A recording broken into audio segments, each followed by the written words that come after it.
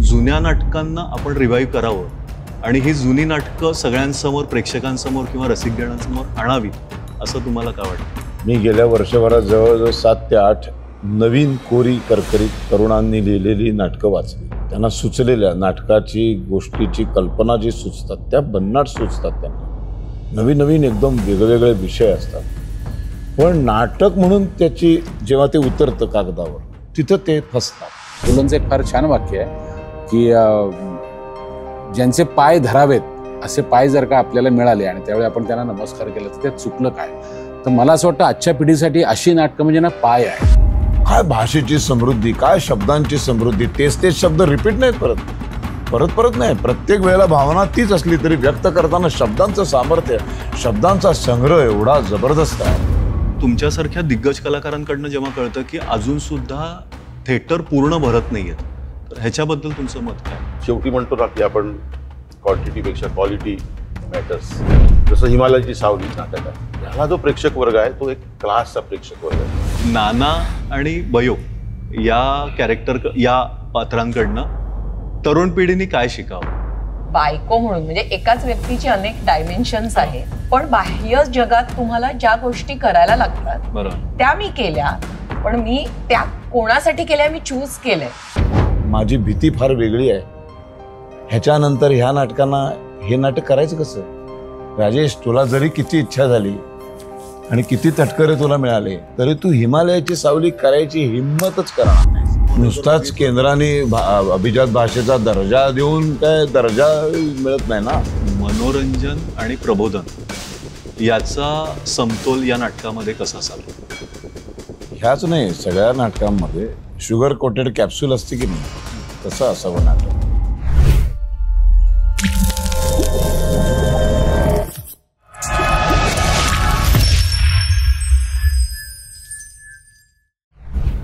नमस्कार सगळ्यांना, कविरत पॉडकास्टमध्ये सगळ्यांचं हार्दिक स्वागत आहे. नमस्कार. सर, ॲज अ निर्माता म्हणून मला तुम्हाला प्रश्न विचारावा वाटतो की एवढं 40 ते 50 वर्षापूर्वीचं जुनं नाटक परत तुम्हाला, जे वसंतराव कानेटकरांनी लिहिलेलं हे नाटक परत तुम्हाला का घ्यावं वाटलं? खरं तर काही नाटकं थांबूच नाहीत असं वाटतं. त्यातलं मोठं नाव, नाटकाचं मोठं नाव असेल तर ते हिमालयाची सावली. कधीही थांबू नये असं वाटणारं हे नाटक आहे. त्यामुळं शरद पोंक्षेंच्या मदतीनं आम्ही हे परत करण्याचं, काही कारणामुळे, मला वाटतं कोरोनामुळे हे नाटक थांबलं होतं आणि सगळ्यांचीच करायची जबरदस्त इच्छा होती आणि ती इच्छा कदाचित आज फलद्रूपाला आलेली आहे. त्यामुळे हे नाटक परत नव्यानं कोरोनानंतर बऱ्यापैकी मूळ संचात येतं आहे. बाकी हे एक मुख्य कारण आहे. बर सर, मला तुम्हाला परत प्रश्न विचारावा वाटतं की आत्ता नाटकाला बरे दिवस आलेत असं आपण सगळीकडनं ऐकतोय. म्हणजे आत्ता सगळीकडे मूवी, सिनेमा आणि ह्याचं सगळं वातावरण चालू असताना आत्ता नाटकाला बरे दिवस आलेत हे जेव्हा ऐकायला येतं, पण तुमच्यासारख्या दिग्गज कलाकारांकडनं जेव्हा कळतं की अजून सुद्धा थिएटर पूर्ण भरत नाहीयेत, तर ह्याच्याबद्दल तुमचं मत काय? थिएटर पूर्ण भरत नाही त्याची विविध कारणं आहेत. म्हणजे खरं तर नाटक कुठलं आहे याच्यावर पहिल्यांदा, जसं हिमालयाची सावली नाटक आहे, ह्याला जो प्रेक्षक वर्ग आहे तो एक क्लासचा प्रेक्षक वर्ग आहे. हे नाटक तो मागची तिकीटं काढून बघणार, पुढची काही रांगांमधलीच, नंतर तो पुढच्या प्रयोगाला येईल. काही नाटकांची गॅलरी भरते, उदाहरणार्थ प्रशांत दामलेंची आहेत नाटकं, म्हणजे विनोदी नाटकं आहेत. पण जसं हिमालयाच्या सावलीसारखी जी अभिजात नाटकं आहेत, जी भाषेची नाटकं आहेत, त्याचा एक प्रेक्षक सुद्धा एक पिढीजात, पारंपरिक, एक दर्जेदार प्रेक्षक आहे, विशिष्ट वर्ग आहे. आणि तो ही नाटकं पुढून बघायलाच प्रेफर करतो. त्याच्यामुळे ह्याची इच्छा असली तरी लोक म्हणतात नाही पुढच्या प्रयोगाला जाऊ आपण, मागच्या रांगांची तिकीटं नको काढूया, म्हणून ह्या नाटकांची गॅलरी भरत नाही. पण शेवटी म्हणतो ना की आपण क्वांटिटीपेक्षा क्वालिटी मॅटर्स. क्लासेसपेक्षा मासेसपेक्षा क्लासेस. अर्थात निर्मात्यांच्या दृष्टिकोनातून हा बघितलं तर तो जरा रिस्की फॅक्टर ठरतो. कलावंत म्हणून बघितलं तर आम्ही आनंदित असतो, दर्जेदार प्रेक्षक मिळतोय म्हणून. बर सर, तुम्हाला मला प्रश्न विचारावा वाटेल की आत्ता गेले कैक वर्ष, म्हणजे अगदी नथुराम असेल, पुरुष असेल, नांदी असेल, नांदी हे तर छान कॉम्बिनेशन होतं. सो ही सगळी नाटकं येताना जुन्या नाटकांना आपण रिवाईव्ह करावं आणि ही जुनी नाटकं सगळ्यांसमोर, प्रेक्षकांसमोर किंवा रसिकगणांसमोर आणावीत असं तुम्हाला काय वाटतं? मी गेल्या वर्षभरात जवळजवळ 7 ते 8 नवीन कोरी करकरीत तरुणांनी लिहिलेली नाटकं वाचली, नवीन करायचं म्हणून. कल्पना अप्रतिम, त्यांना सुचलेल्या नाटकाची, गोष्टीची कल्पना जी सुचतात त्या भन्नाट सुचतात. त्यांना नवीन नवीन एकदम वेगवेगळे विषय असतात. पण नाटक म्हणून त्याची जेव्हा ते उतरतं कागदावर, तिथं ते फसतात. त्याला त्याचं नाटक रूपांतर करणं त्यांना जमतच नाही. मग ते सिनेमासारखं तरी लिहून ठेवतात, किंवा मग ती कॅरेक्टरायझेशन्स, मग ते प्रसंग कसा लिहायला पाहिजे, नाटकाची सुरुवात असते, मग एक मध्य असतो, मग एक त्याचा शेवट असतो. अशा चढत्या क्रमानं नाटक कसं लिहावं, त्यातली कॅरेक्टर्स कशी उभी करावीत. भाषेची समृद्धी नाही. सगळी आता गेल्या 25-30 वर्षातली सगळी मुलं ही 90% ही इंग्रजी भाषेत शिकलेली, इंग्रजी शाळांमध्ये शिकलेली मुलं आहेत. त्यांना मराठी भाषा धड बोलताच येत नाही. 10 वाक्य स्वच्छ सुंदर मराठीत बोल म्हटलं की त्यांची वांदे आहेत. भाषेची समृद्धीच नाही, शब्दांचा संग्रहच नाही, त्याच्यामुळं त्यांना लिहिताच येत नाही. त्यांची विचारसरणीच इंग्रजीमध्ये विचार करतात ते, किंवा हल्ली ते हिंग्लिश म्हणून एक आलेलं आहे, त्या हिंग्लिश म्हणजे हिंदी इंग्रजी असा तो विचार करतात आणि त्याचं मराठी रूपांतर करतात. उदाहरणार्थ, आता मी जे उदाहरणार्थ म्हटलं ना, ते हल्लीची मुलं उदाहरणार्थ म्हणत नाही, जसं की, जैसे की आहे ना हिंदी. ते हा प्रॉब्लेम आहे त्यांचा. आणि माझा प्रॉब्लेम असा झालेला आहे की मी इतकी उत्तम नाटकं केली, म्हणजे बाळा कुलटकरांची 2 नाटकं मला करायला मिळाली. वाहतोही दुर्वांची जोडी, लहानपणात एका देवा. बाळासाहेबांची भाषा, छोटा गडकरी म्हटलं जायचं त्यांना, त्यांची भाषा मी बोललो.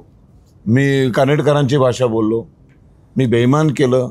मी अश्रूंची झाली फुले पंतांबरोबर केलं. मी आत्ता हिमालयाची सावली करतोय. अशी 101 नाटकं. मी आता पुरुष करतोय दळवींचंच महासागर मी टी व्हीसाठी केलं होतं. मला अशी सुंदर सुंदर भाषा. आमचे प्रदीप दळवी, त्यांची 2 नाटकं केली मी. नथुराम तर केलंच. मी झाले मोकळे आभाळ केलं. काय भाषेची समृद्धी, काय शब्दांची समृद्धी. तेच शब्द रिपीट नाहीत परत नाही. प्रत्येक वेळेला भावना तीच असली तरी व्यक्त करताना शब्दांचं सामर्थ्य, शब्दांचा संग्रह एवढा जबरदस्त आहे. आणि विषयाची मांडणी कशी असावी. प्रभाकर लक्ष्मण मयाकरांबरोबर काम केले. ते अलीकडच्या काळातले असेच ह्या पठडीतले एक नाटककार. कालेलकरांची नाटकं वाचलीत मी. त्यामुळं हे सगळं मी केल्यामुळं आणि वाचल्यामुळं आणि प्रत्यक्ष जवळजवळ 10-12 नाटकं अशी केल्यामुळं मला कल्पना आवडते मुलांची, पण ते त्यांना नाटक म्हणून मांडताच येत नाही. आणि मग ते कसं करणार ना. मला तुम्ही सांगितलेलं आठवत आहे की पंचपक्वान्नांची थाळी खाल्ल्यानंतर थोडंसं मीठ कमी आहे, हे आता चालतच नाही. थोडंसं मीठ असेल तर घालता येतो. खरं. इथे प्रॉब्लेम आहे की भरीत कशाला म्हणायचं, आणि कोशिंबीर म्हणजे कशाला, ह्याला कोशिंबीर म्हणतात का, ही चटणी आहे का, हेच माहीत नाही आहे. सगळा प्रॉब्लेम आहे भाषेचा. वाचन नाही. कोणी मराठीतलं काही वाचतच नाही, माहितीच नाही. मग ते व्यक्त कसं करणार. सुचलाय प्रसंग मला सॉलिड की हे अचानक इथे हार्ट अटॅक येऊन मरतात. अरे पण ते कसं मरतात. मग तो हार्ट अटॅक येण्यासाठी काहीतरी घडलं तर पाहिजे की त्याच्या आयुष्यात. हां, आत्ता मी म्हणतो की मला तटकरे खूप आवडतो, 2 मिनिटं नालायक माणूस आहे. अरे पण ते आवडतो ते नालायक माणूस आहे, ह्याच्यामध्ये काहीतरी पाहिजे की नाही. का मला वाटतं म्हणून आता 2 मिनिटांनी हा नालायक झाला, असं नाही होत. असं होऊ शकतं. म्हणजे हा मला आवडतो, तो हा नालायक आहे, ही पोझिशन येऊ शकते. पण त्याच्यामध्ये काही घटना घडाव्या लागतात आमच्या दोघांच्या आयुष्यात, जेणेकरून माझं मत जसं वाईट होतं तसं वाईटाचं चांगलं पण होतं. ते मधले ब्रिजेसच नाहीत, ते पूलच नाहीत, डायरेक्ट काहीतरी लिहून आणतात. आणि मग ते वाचताना असं, अरे आत्ता या प्रवेशात असं होतं, आता अचानक हे कसं. हे मालिकेचाही हाच प्रॉब्लेम, नाटकाचाही हाच प्रॉब्लेम, लिंकच लागत नाही. हां, त्यांना मांडणीच करता येत नाही. आता हिमालयाच्या सावलीमध्ये अख्खा पहिला अंक 1 प्रवेश आहे, 1 सीन, 1 तासाचा 1 अंक. ब्लॅकआउटच नाही. काय कमाल आहे. अशी लोक वेड्यासारखं एक सीन बघत बसतात. दुसरा अंक अख्खा एक सीन परत 1 तासाचा. तिसऱ्या अंकात केवळ गरज नाईलाजच झाला कानेटकरांचा म्हणून एक ब्लॅकआउट आला, नाही तर तोही आला नसता. अरे 3.5 तास म्हणजे 3 सीन मध्ये. आता आपल्या नाटकात त्याच्यामुळे 4 सीन होतात. 3.5 तासाचं नाटक, प्रवेश 4 आहेत फक्त. काय कमाल आहे. दर 5 मिनिटांनी ब्लॅकआउट असतात हल्ली नाटकात. इतकं डिस्टर्बिंग होतं ते बघायला, सारखं सारखं ब्लॅकआउट. कारण त्यांना लिहिताच येत नाही, त्यांना मांडणीच करता येत नाही. आणि मग असं मी कसं करणार. बर, खरंय. हां, म्हणून मग मला ते करायची इच्छा आहे, पण ते चांगलं येत नाही. म्हणून मग मी परत मग काय नाटक तर करायला पाहिजे ना, दुसरं काही करत आहेत नाही. आणि उत्तम नाटकं आहेत जुनी आहेत की. आणि मग जुनी अशी पण कितीतरी चांगली नाटकं आहेत जी आत्ताच्या काळाला पण साजेशी आहेत, अनुसरून आहेत. ती कालबाह्य झालेली नाही आहेत विषय. आता हिमालयाची सावली हा कधी कालबाह्य होऊ शकत नाही. घराघरात अशा सावल्या आहेत. त्याच सावल्या मग म्हणजे आता हे नाटक थोडंसं असं कुठेही लिहिलेलं नाही आहे कानेटकरांनी. एकदाही असं लिहिलेलं नाही की हे कर्व्यांच्या जीवनावर आहे. पण बघितल्यावर लक्षात येतं की हे कर्व्यांना डोळ्यासमोर ठेवून लिहिलेलं आहे. सगळेच प्रसंग त्यांच्या आयुष्यातले नाही आहेत, काही टिळकांच्या आयुष्यातले आहेत, काही इकडचे असे पण आहेत. म्हणून त्यांनी ती कमिटमेंटच दिलेली नाही आहे. पण माझा वेश बी सगळं एकंदरीत जे आहे ते कर्व्यांचं मॅक्झिमम आहे. पण इव्हन ती भाषाशैली पण त्यातली ते ऑफकोर्स 1910 ते 20 या दशकातलं नाटक आहे, त्यामुळं ती भाषा आहे. एक प्रमाण भाषेमध्ये पण शुद्धता ही सुद्धा त्या ह्याच्यातली दिसते. म्हणून माझं गोगरास त्याच्या ताटात पाडायला निघालीस का. ते गोगरासच माहित नाही. खरंच गोगरास माहिती नाही. सगळं संपलं. आमच्या परंपरा संपल्या, आमचं सगळं संपलं. तत्राप हे ठरलेले आहे. तर तत्राप हा शब्द माहितीच नाही. म्हणजे गंमत म्हणून सांगतो, आता मी मध्यंतरी माझ्या एका 40-42 वर्षाची माझी एक मैत्रीण आहे. ती येते आमच्या नाटकाला सगळ्या. तर तिला मी म्हणतो की तुझी 18-20 वर्षाची मुलं का नाही आणत तू. त्याच्यावर तिने मला काय उत्तर दिलं, त्यांना तुझी नाटकं कळत नाहीत रे. खरं. एक अस्सल मराठी पुण्यात राहणारं कुटुंब, ती माझी मैत्रीण मला असं उत्तर देते की माझ्या मुलांना 18 ते 20 वर्षाची मुलं आहेत, काहीतरी 12वी आणि अशी. त्यांना मी आणत नाही कारण त्यांना पुरुष, त्यांना हिमालयाची सावली, नथुराम ह्यातली भाषाच कळत नाही.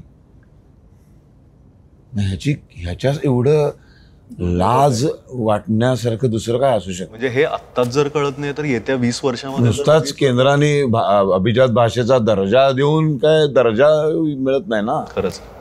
तो दर्जा कधी मिळणार, जेव्हा कर्नाटकात ज्युनियर KG पासून ते इंजिनियर होईपर्यंत कानडी कंपल्सरी असते. हायर कानडी, तमिळ हायर तमिळ, तेलुगू. तसं महाराष्ट्रात ज्या दिवशी होईल ना, त्या दिवशी मराठी भाषा मुलांना कळायला लागेल. त्यावेळेला हे सगळे गोष्टी कळायला लागतील. त्या दिवशी मुलांना साहित्य वाचावंसं वाटेल. मला भाषा आली की खरंच आहे. म्हणजे सावरकरांचं एक सुंदर वाक्य आहे की भाषा टिकली की संस्कृती टिकते, संस्कृती टिकली की धर्म टिकतो, आणि धर्म टिकला तर राष्ट्र टिकतं. म्हणजे राष्ट्र टिकवायचं असेल तर भाषा टिकवली पाहिजे. ही भाषाच वारली आमची. पण ह्याला पालक सुद्धा जबाबदार आहेत. म्हणजे आता ते पालक आहेत पण एक राज्य स्थापन होतं ना, त्याच्यानंतर राज्यकर्त्यांचं विजन असावं लागतं. ते नाही आमच्याकडे. आज मोठं दुर्दैव आहे. मग त्यांना कोणाला काय पडलेली आहे ना. ते एवढ्या झपाट्याने गेल्या 20 वर्षात मराठी शाळा संपल्यात नसत्या ना. खरंच आहे. पटच नाहीये आज मराठी. काही नाही, कुठलं एक मराठी शाळा जिवंत राहिली, हालत खराब आहे. त्याचा परिणाम आम्हाला भोगावा लागतोय. आज माझ्या सगळ्या चांगल्या नाटकांना, अतिशय दर्जेदार नाटकं आम्ही करतो, सगळा वयोगट 90%, 90% 40च्या पुढचे आहेत. माझी भीती फार वेगळी आहे. आज जो 42 वर्षाचा माणूस येतोय ना, तो 25 वर्षांनी 72-75ला पोचणार आहे. म्हणजे ह्या नाटकांचा ऑडियन्स फक्त 25 वर्षांचाच राहिला. ह्याच्यानंतर ह्या नाटकांना हे नाटक करायचं कसं. राजेश, तुला जरी किती इच्छा झाली आणि किती तटकरे तुला मिळाले तरी तू हिमालयाची सावली करायची हिंमतच करणार नाहीस. आत्ता निदान एक 5-15 रांगा तरी भरतात, कारण ती 40 ते 60-70ची माणसं आहेत. ही 25 वर्षांनी ही सगळी 75च्या पुढे गेलेली आहेत. ऑडियन्सच संपला तुझा. परवा मी एकाला बोलताना असं म्हटलं, तू कुठून आलास रे? अरे I am coming from here. अरे यार वो छोड ना. बघा, सुरुवात मराठीने झाली, इंग्लिश आणि हिंदीवर जाऊन थांबलं. अशी नाटकं येतील की काय असं मला भीती वाटते आता. आणि त्याला आपण मग मराठी रंगभूमी असं त्याचं नाव असेल म्हणजे हे सगळंच अवघड आहे, खूप कठीण आहे. आपण फक्त ह्याच्यासाठी आशावादी राहू शकतो की ही नाटकं पुढे पण चालत राहतील, किंवा घराघरामध्ये माणसं ॲक्च्युअल मराठीमध्ये बोलायला लागतील. आत्ता मी जे बघतो त्यामध्ये बरीच जण घरामध्ये सुद्धा किंवा मुलांमध्ये, बरीच जण नाही, साधारण 90% घरातच इंग्लिश बोलतात. इंग्लिश बोलणं हे प्रतिष्ठेचं लक्षण झालेलं आहे 1820 पासून. फार अवघड आहे हो, फार कठीण आहे. तो आम्ही आता विचार केलाय असा की सर्व अशी गॅलऱ्या रिकाम्या असतात, तर ह्या गॅलऱ्या आम्ही आता हे नाटकाचं एकदा पहिले 4 प्रयोग झाले की एक निर्माता म्हणून त्याचं एक टेन्शन आमचं झालं की आम्ही महाविद्यालयाच्या सर्व मुख्याध्यापकांना, म्हणजे ज्या ज्या महाविद्यालयांमध्ये मराठी भाषिक मुलं जास्त आहेत, म्हणजे तर रुपारेल आहे, डहाणूकर आहे, पार्ला कॉलेज आहे, आमचं तिकडचं बोरिवलीचं कॉलेज आहे, वसई कॉलेज आहे, तिथे महाराष्ट्रीयन मुलांची संख्या जास्त आहे विद्यार्थ्यांची. अशा मुख्याध्यापकांना आम्ही पत्र देणार आहोत की आम्ही तुम्हाला हे प्रयोग आहेत आमचे 2 नाटकं चालू आहेत, ह्याच्या गॅलरीमध्ये फक्त 100 रुपये दरात विद्यार्थ्यांना आम्ही तिकीट देऊ. असं करून काही खेचता येते का तरुण मुलांना, असा आम्ही प्रयत्न करतो. आणि मुलं कधी एकटे येत नाहीत, एक ग्रुप, एक 5-7 मुलांचा ग्रुप येतो. नॅचरली 500 रुपयात 5 मुलं बघतील. खरंय. मग ते गॅलरीतनं बघायला चर्चा तरी होईल ना त्यांच्यामध्ये, की काहीतरी घडेल, काहीतरी होईल. बघू तर प्रयत्न करू. विचारलं गोग्रास म्हणजे काय आहे तरी सुद्धा खूप झालंय. पोचेल तरी, शब्द तरी पोचतील आपले. खरंय. ताई, मी तुम्हाला विचारतो, अथांग सारख्या नाटकापासून तुमची सुरुवात झाली आणि ती सुद्धा शरद पोंक्षेंसारख्या दिग्गज कलाकारापासून झाली. सो तुम्हाला असं कुठे वाटतं का की त्यावेळचे शरदजी पोंक्षे तुम्ही आणि आत्ताचे शरदजी पोंक्षे आणि तुम्ही या बॉन्डिंगमध्ये काही डिफरन्स झालाय? पहिलं नाटक होतं माझं व्यावसायिक आणि शरद बरोबर मी काम केलं. तेव्हाही मला तो अख्खा संचच सगळा इतका चांगला मिळाला होता की सुरक्षित आणि सगळे टॅलेंटेड, त्यामुळे शिकायला पण खूप मिळत होतं. आणि आता अनेक वेळा मला त्याच्याबरोबर काम करण्याची संधी आली. फरक नक्कीच पडलाय की अजून म्हणजे मला खूप कम्फर्टेबल वाटतं काम करताना. कारण जेव्हा आपण नाटकात काम करतो त्यावेळेला आपल्याला बऱ्यापैकी देवाणघेवाण होत असते आपापसात. आपल्याला म्हणजे तो कलाकार म्हणून कळत असतो, विचार कळत असतात, तुम्हाला एक सवयी किंवा संस्कार असं बरीच देवाणघेवाण होत असते, चर्चा होत असतात. कारण तुम्ही तालमीत असता, तुम्ही एकमेकाला सजेस्ट करता की काय कर, की कसं सुधारेल काम. तर त्याच्यामुळे एवढ्या वेळाला मी एकत्र काम केल्यामुळे मला असं वाटतं की ते मला ह्या नाटकात फारच जास्ती उपयोगी आलं, म्हणजे खूपच जास्त. मला असं कधी कधी वाटतं की शरदच्या ऐवजी जर दुसरं कोणी असतं तर मग पुन्हा माझं पण काम बरंच बदललं असतं. किंवा म्हणजे तो एक काय म्हणतो ना, एक नकळत एक छान ट्युनिंग होतं तयार झालेलं. म्हणजे ऍक्च्युअली केमिस्ट्री ह्या गोष्टी असतात. असं ते जेव्हा तुम्ही परत परत काम करता, कारण असं ठरवावं नाही लागत की तू माझ्याकडे बघ, हा मग मी तुझ्याकडे बघीना, अरे तू मला लुकच नाहीच दिलास, हा, किंवा हे सगळं होत नाही. मी करताना तुम्ही काय करणार हे बघतो आपण झालेलं. आणि मला असं वाटतं की जेव्हा आपोआप तुम्ही बघता ना ते खरं छान बसलेलं, मागत बसावं नाही लागलं पाहिजे, तू माझ्याकडे बघ किंवा तुम्हाला रिस्पॉन्स दे किंवा असं जेव्हा होत नाही तेव्हा ते छान तालमीत बसलेलं मुरलेलं नाटक होत जातं. तर त्याच्यामुळे तो अनुभव मला खूप छान आहे. आणि एकंदरीतच म्हणजे चांगला बदलत गेलेला, चांगल्याकडे बदलत गेलेला असा प्रवास आहे तो. पण पॉझिटिव्ह दृष्ट्या जर विचारलं तर शरदजींमध्ये म्हणजे ते खूप हेल्पिंग नेचरचे आहेत, म्हणजे प्रत्येक व्यक्तीला ते मदत करायला पुढे सरसावून येतात. सो पॉझिटिव्ह दृष्ट्या जर बघितलं तर तुम्हाला अशी त्यांनी काय बदल करावा असं जर तुम्ही काही सजेस्ट केलं? आता मला असं पॉझिटिव्ह बदल म्हणजे माझ्यात काय बदल करा, तुमच्यात काय बदल करावा यांनी सांगायचं. असं त्यांनी जर सांगितलं. असा मी कधी विचार असा केलाच म्हणजे नाही. प्रत्येकाला गरज नसताना सुद्धा कधी कधी ते मदत करतात असं होतं. सो तसे असे काही चांगले बदल नाही, त्यांच्या अशी असावीत थोडी माणसं. असावी. हा, अच्छा. कशाला बरं, बदलायचं. बरं, बरं.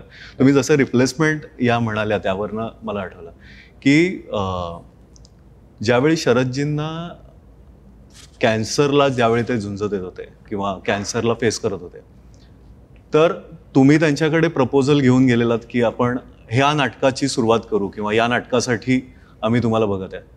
सो तुम्हाला असं नाही वाटलं का की 6 महिने, वर्ष हा जो कालावधी आहे हा खूप मोठा होऊ शकतो किंवा एक्सपांड होऊ शकतो? सो त्यावेळी तुम्ही ती तशी कशी तयारी दाखवली? त्यामुळं एखादं मोठं काम करायचं तर मोठा वेळ थांबायला पाहिजे ना. बरं. आणि माझ्यापेक्षा मी याचं श्रेय आमचे जे आधीचे निर्माते होते गोविंद चव्हाण ह्यांना देईन. कारण कसं असतं, निर्माता हा सगळ्यात मोठी रिस्क घेत असतो. बरोबर. त्याचं एक टार्गेट असतं, ह्या दिवसात ते कलाकृती यायला पाहिजे, त्यांचे काही हिशोब असतात. तर त्यांनी थांबणं, त्यांनी थांबायची तयारी दाखवणं हे जास्त मोठं होतं. जास्त मोठं. आपण काय, आम्ही काही दुसरी कामं त्या दरम्यान करत राहतो. बरोबर. दुसरं एखादं नाटक आलं, मालिका आल्या, लिखाण असेल तर ती आमची कामं चालू असतात. पण तो निर्माता थांबणं आणि तो गोविंददादा थांबले म्हणून आज इथे आपण सगळे आहोत. बस. आणि हिमालयाच्या सावलीसारखी एवढी भव्य कलाकृती निर्माण झाली आणि पुन्हा आमच्या सगळ्यांच्या विल पॉवरने ती परत येते. मी गंमत सांगतो, मी असं मस्करीत म्हणतो, पण असू शकतं, कदाचित संशोधन होईल याच्यावर. 5 वर्ष आमच्या कपड्याची जी पेटी होती गोडाऊनमध्ये कुठे आहे ना, एवढे पावसाळे गेले, एवढं हे झालं, त्या कपड्याला एवढ्या सुद्धा कसर लागली नाही की खराब झाली नाही. वा. तेव्हा मी म्हटलं शरदला की अरे त्यांची पण इच्छा होती हा, हे नाटक परत यावं. परत यावं. प्रॉपर्टी पण आहे सगळी. हा, सेट त्यांनीच सांगितला तो हे केला म्हणून झाला ना. सेट पण असतात जवळपास. बर बर बर. दादा, मला विचारावं वाटेल, 40 वर्षापूर्वीचं हे नाटक आहे, हे आत्ता रिवाईव्ह होत आहे. इथे अशोक सराफ तू अशोक सराफांच्या रोलला रिप्लेस केलंस, तर तुला काय वाटतं की 50 वर्ष झाली, तुला काय वाटतं की अशोक सराफांसारख्या व्यक्तीला आपण रिप्लेस करतोय, तर हा अनुभव काय होता तुझा? खरं सांगू का, मी अशोक मामांना रिप्लेस करतोय असं माझ्या मनात कधीच आलं नाही. कारण आम्ही कोणीच त्यांचं काम बघितलेलं नाही. म्हणजे 1972-73च्या सुमारास हे नाटक आलं होतं. म्हणजे त्यावेळी ज्यांनी भूमिका केली त्यापैकी कोणाचीच आम्ही रिप्लेसमेंट करतोय असं आम्हाला कोणालाच वाटलं नाही. म्हणजे शरद पोंक्षेसारखा मोठा डॉक्टर लागून रिप्लेस करतोय असं नाही. मुळात हा एक मी सुधारणा करतो, रिप्लेसमेंट हा शब्द पूर्ण चुकीचा आहे. रिप्लेसमेंट कशाला म्हणतात सांगू? आता आमचं हे नाटक सुरू झालं आणि काही कारणाने यातला एखाद्या नटाला त्याच्या पुढचे प्रयोग जमणार नाहीये, त्यावेळेला जे 2-4 दिवसात जो माणूस तिथे उभा राहतो त्याला रिप्लेसमेंट म्हणतात. 50 वर्षानंतर पुन्हा नाटक येतं तर रिप्लेसमेंट नाही म्हणत त्याला. त्यांनी केलेली भूमिका आता तुमच्या वाट्याला आले तर तुम्हाला कसं वाटतं? हा परत प्रश्न विचारा. हरकत नाही, चालेल ना, त्यांनी काय.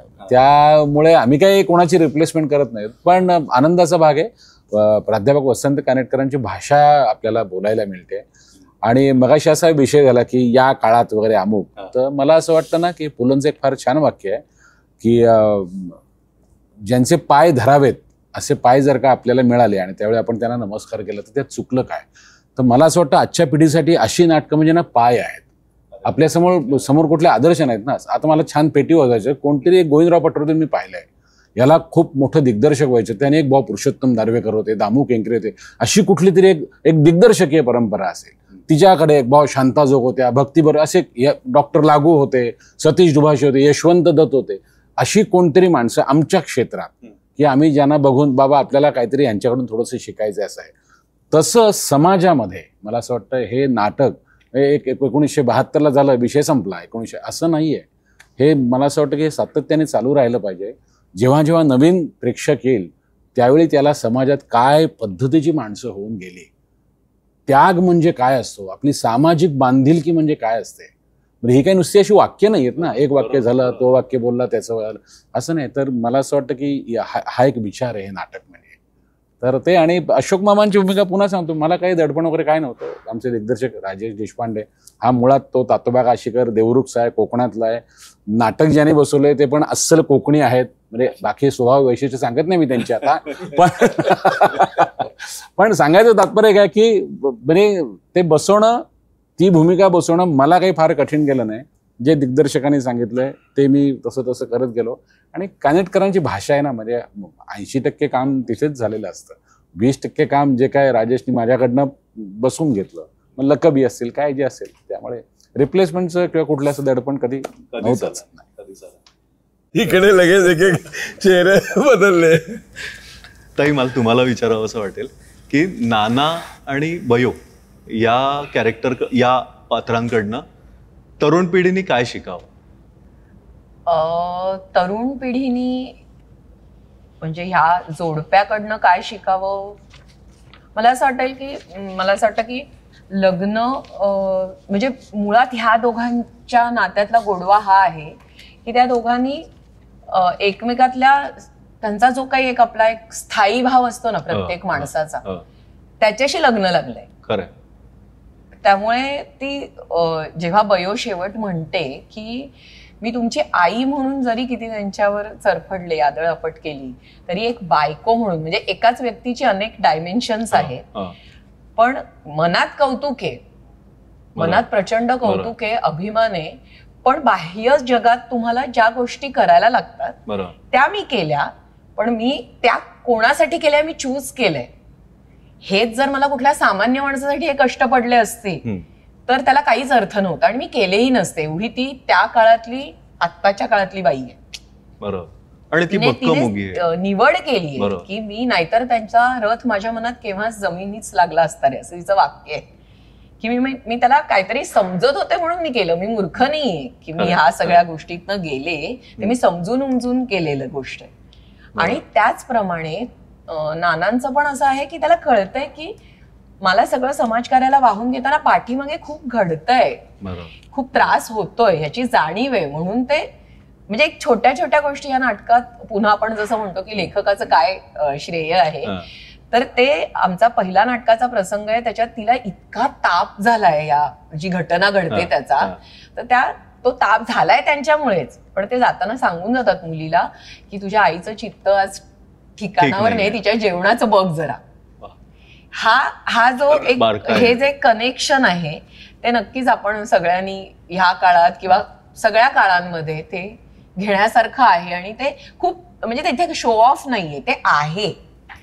आमचं छान जमतं असं सांगायची गरज नाही, आम्ही भांडतो, पण ते आहे ते दिसणारच आहे. किंवा ते दाखवणं हा उद्देशच नाही. आणि किंवा ती भक्कमपणे उभी सुद्धा आहे ना नानांच्या मागे शेवटपर्यंत, की पॅरालिसिस झाल्यानंतर सुद्धा ती भक्कमपणे उभी आहे. म्हणजे जसे दादा असतील की नाना आणि बयो यांच्याबरोबर ऍक्च्युअल या हिमालयाबरोबर सावली म्हणून ते पण उभे आहेत.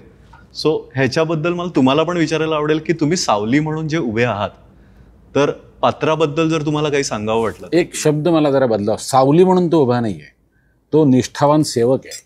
सेवक. हा, म्हणजे तो नानांच्या पायाशी, नानांनी अमुक एक गोष्ट सांगितली, त्याच्या मनात प्रश्न नाही आहेत किंवा समजा आले तरी तो विचारणं नाही, कारण ती श्रद्धा आहे. म्हणजे एखाद्या पक्षाचा प्रमुख आणि पक्षाचे कार्यकर्ते, म्हणजे राजकारणात जाऊया नको आपण, पण सांगायचं तात्पर्य काय की त्याची बयोनी अंगाखांद्यावर खेळवलंय. म्हणजे काय, याचे आई वडील कोण, आता ते काय एवढा उल्लेख नाही नाटकात, पण ज्या माणसाने आपल्याला उभं केलंय त्याच्याशी आपण एकनिष्ठ राहणं किंवा त्याच्या सुखदुःखात आपण त्याच्या बरोबर असणं, हे मला असं वाटतं हा विचार खूप महत्वाचा आहे. त्यामुळे तातोबा हा म्हणजे ब्लाइंड फेथ म्हणतो ना आपण इंग्लिशमध्ये, नानासाहेबांनी घेतला, संपला विषय, संपला. बयो म्हणाली म्हणजे बयो इतकी त्याला बोलत असते, म्हणजे टोमणे मारेल, वाटेल तसं बोलेल, पण त्याचं बयोवर प्रेम आहे, त्याची बयोवर निष्ठा आहे की तो बयो आणि नानासाहेबांच्या पलीकडे जाणार नाही. त्यामुळे तो निष्ठावान सेवक म्हटलं तर मला जास्ती, सावली नाहीये. सावलीचा अर्थ शेवटी वेगळा असतो. आणि एक जेव्हा आपण सावली ती आहे, त्यामुळे हा निष्ठावान आहे. मग कदाचित त्याला बाहेर 4 लोक शिव्या देत असतील, पण त्याला ते चालणार आहे, कारण तो त्यांनी जे नानासाहेबांच्या- सांगितलं ते उचलायचं आहे. नानासाहेबांच्या पायाशी तो आहे. बाकी तो म्हणजे त्याच्यात तो चूक बरोबर बाहेर विचार करणार नाही, दोन कानफडत कोणावर मला तो मारून येईल, पण नानासाहेबांनी ती चूक आहे असं सांगितलं, मग तो ओके नानासाहेब चूक म्हणाला, मग चूक आहे. अशी ती निष्ठा मला असं वाटतं महत्वाची आहे नाटकात, त्या तत्व या भूमिकेची. सर मला तुम्हाला विचारावं असं वाटेल की जशी सगळी नाटकं आत्ता जी होत आहेत ह्यांचं एक म्युझिक हे खूप वेगळ्या गाठणीचं आहे, तर तुम्हाला आत्ता या टाईपच्या नाटकांना म्युझिक देताना काय विचार करता तुम्ही? आता कानेटकरांविषयी बोलणं सगळेच बोललेले आहेत आणि नाटक तर आपण बघालच, पण मला स्वतःला असं वाटतं की पार्श्वसंगीतकाराला ना नाटक नेमकं कळलं पाहिजे की नाटककारांनी काय लिहिलंय. मला किती संगीत येतंय आणि मी कसा म्युझिक देतो हे महत्वाचं नाही आहे याच्यात. या नाटकाची गरज काय आहे, दिग्दर्शकाला काय म्हणायचंय, या नाटकातनं काय अभिप्रेत आहे, तर ते जसं सगळ्या कलाकारांना त्या संवादातून जे मिळालं स्वतःचं रूपडं, तसंच मला त्या संवादातनं संगीत मिळालं. म्हणजे जसं एखाद्या नटाला ते मिळतं भाषेतून, तसंच मला ते भाषेतूनच मिळालं. आणि मगाशी आपला भाषेचा विषय चालला होता म्हणून मी सांगतो की मी कॉन्व्हेंटचा विद्यार्थी आहे. म्हणजे अगदी फादर बिदर असे आम्हाला होते, अशा ही माझी पार्श्वभूमी आहे. मला अगदी मनापासून असं वाटतं की इंग्रजी शाळा काय किंवा मराठी शाळा काय, हे सगळं तुमच्या घरच्यांवर अवलंबून आहे की तुम्हाला भाषेची गोडी लागणं आहे. आमच्या घरामध्ये रानड्यांकडे भरपूर पुस्तकं होती मराठी. म्हणजे अगदी ह ना आपटे, ना आपटे, कथा कल्पतरू आणि तिथपासून नारायण धारप, हे ते असेच वपू काळे, पु ल देशपांडे, कपाट भरभरून पुस्तक होती जी मी शाळेत वाचायचो, शाळेत असताना. आणि मी कॉन्व्हेंटमधला असल्यामुळे माझं इंग्रजीही बरं आहे. त्यामुळे संगीतकाराला भाषेची जाण असणं क्रमप्राप्त आहे. मग ते पार्श्वसंगीत असेल तर त्याला ते संवाद कळले पाहिजेत, आशय कळला पाहिजे की मी कशाला हे वाजवतोय मागे. हे जोपर्यंत कळत नाही तोपर्यंत मी किती विशारद असलो तरी मला माझा उपयोग नाही संगीत देण्यासाठी. ते कळलं पाहिजे, नाटकाची जातकुळी कळली पाहिजे. आता ह्या नाटकामध्ये आव्हान असं होतं की नाटक खूप अनेक प्रसंग भावना विवश आहेत, ज्याला तुम्हाला संगीताने असं उचलूनच धरायला पाहिजे. खरं म्हणजे ज्याला आपण मेलोड्रामा म्हणतो, असे खूप प्रसंग आहेत. पण ते केलं तर मग लोक म्हणतात हे फिल्मी आहे, कारण सिनेमात सगळ्या मेलोड्रामा असतो जास्ती. शिवाय तो हिमालय आहे आणि सावली ही आहे आणि त्यांच्या मधलं एक नातं आहे, हे सगळं संगीताच्या माध्यमातून दाखवायचं कसं, हा एक मोठा पेच प्रसंग होता. पण अर्थात आमची चमू एवढ्या बहारदार आमच्या तालमी झालेल्या आहेत की बरं हा मला कशाला मज्जाव करत नाही. तो म्हणतो तुला, कारण मला ह्याच्यातलं काही येत नाही. नाही तसं नाही, पण तुला नाटकामधलं येतं ना, तर हे योग्य आहे का नाही. शरद आणि मी खूप नाटकं केलेत, नथुराम गोडसे केले आम्ही, आणखीन नांदी केलंय, तर त्यालाही माझ्याविषयी खात्री आहे की हा वेडवाकडे काही करणार नाही. पण हे करताना माझी तारेवरची कसरत झाली हे मात्र खरं. बरं ते काय होतं की आपल्याला नुसती ती सतार, बासरी, सरोद वगैरे किंवा पखावाज वाजवून एक तो अशी हिमालयाची उंची तयार करता येत नाही, कारण त्या वाद्यांचे स्वरसंस्कार लोकांच्या मनात झालेले असतात. ते एकाच स्तरावर तुम्हाला नेऊन ठेवतील, पण त्याच्या पलीकडे मग ते फिलार्मोनिक म्युझिक पाहिजे, हॉर्न्स पाहिजेत, स्ट्रिंग्स पाहिजेत. आता ते ह्या 1920च्या काळातल्या नाटकाला दिलं तर ते फटकून वाटेल. त्यामुळे या दोन्हींचा संगम या नाटकामध्ये आहे की ते फिलार्मोनिक म्युझिक पण आहे आणि अत्यंत आपली भारतीय अशी सरोद, सतार, बासरी ही सगळी वाद्य आहेत, याचा मिलाफ मी करण्याचा प्रयत्न केलाय. सर मला तुम्हाला विचारायचं आहे, मनोरंजन आणि प्रबोधन याचा समतोल या नाटकामध्ये कसा साधलाय? ह्याच नाही, सगळ्या नाटकांमध्ये शुगर कोटेड कॅप्सूल असते की नाही, तसं असावं नाटक. म्हणजे खूप कडू असतं औषध, पण ते कडू औषध दिलं तर आपण डायरेक्ट नाही खाऊ शकत.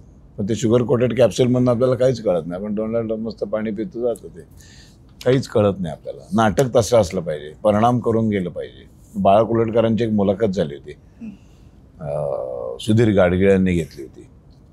त्याच्यात बाळासाहेबांना विचारलं होतं की उत्तम नाटक कशाला म्हणता तुम्ही.